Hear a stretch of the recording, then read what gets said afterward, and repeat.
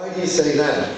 She says because the decisions that are going to be made now and in the coming months and years, and the decisions that are not made now and in the coming months and years, are going to determine the ultimate fate of all of humankind.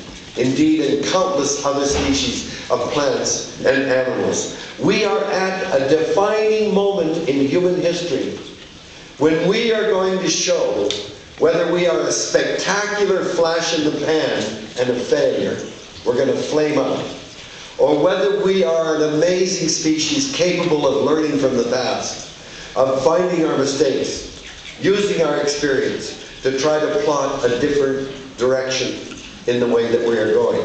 That's the moment that we're at today. And I can understand why she feels this is the time. And she's very glad to be alive because she wants to play a role in showing that our species is something very special.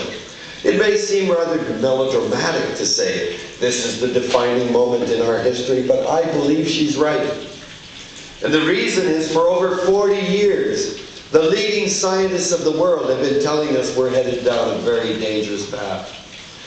For me, the warning first came in 1962. Just as I was beginning my scientific career, when Rachel Carson published that tremendous book, Silent Spring, all about the impact of pesticides. And for you youngsters that have never heard of it or never read it, please pick it up and read it today. I just read it again last year. It is every bit as moving and relevant today as it was over 40 years ago. That's a tragic thing that it's still relevant today.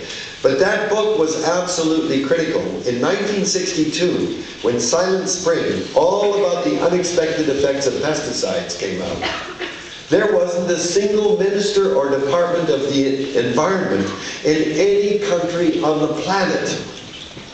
Rachel Carson put the environment on the agenda. Until then, no one even thought about the environment or what the consequences of our powerful technologies might be. 2 years after her book came out, Paul Ehrlich, ecologist at Stanford University, published a book about the consequences of runaway population growth. For over 35 years, I've been involved in fighting against the unsustainable practices of clear-cut logging in British Columbia. And during that time, all of the major forests of the planet have been invaded. Over 50% of them are gone.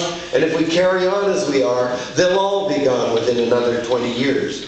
Only 2 months ago, Dalhousie University released a report showing if we carry on with overfishing, polluting the oceans and destroying habitat, that all of the usable commercial fisheries in the oceans will be dead, will be gone by the year 2048.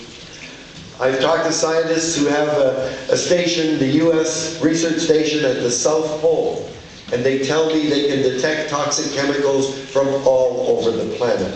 The entire planet is now toxic from the debris of our industrial activity. And of course, now we are very, very aware of this looming threat of global warming, of climate change.